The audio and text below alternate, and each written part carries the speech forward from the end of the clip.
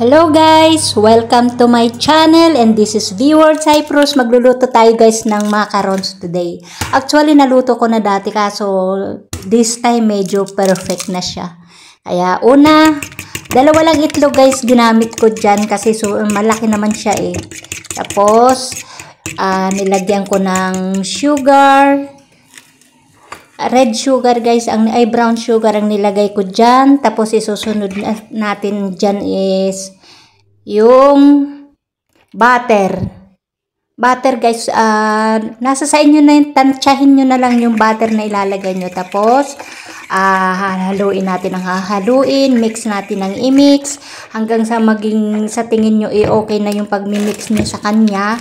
Ilalagay na natin yung ating shredded coconut. Yan.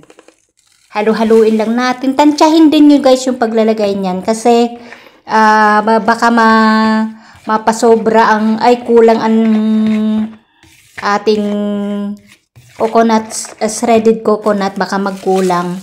Anuhin muna natin, tansyahin natin. Huwag natin masyadong malabnaw. Kailangan medyo malapot. Yan yung malapot na gatas, condensed milk.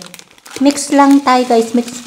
Alam niyo kung ba't ko nilagyan ng Quaker Oats? Kasi nagkulang ako sa shredded coconut, kaya nilagyan ko ng Quaker Oats. Nasa sa inyo na yun guys, kung gusto nyong lagyan ng Quaker Oats or lagyan ng harina, pwede rin yan. Basta mamimix nyo guys ng lapot or labna or lapot pala. Yan na yung aking pinaglagyan. Tapos pagkatapos kong mailagay dyan, alam nyo guys, nagsakto sa paper na nilagay ko.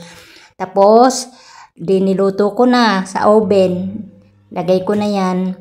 Bantayan nyo guys kasi nalala ko minsan binantayan ko. Nakalimutan ko sa kaka-reels ko. Nalimutan ko yun. Nasunog ng itim. Kaya hindi napakinabangan. Tapos ito guys, ayan. Ang ganda na ng kulay. Thank you guys for watching. Bye!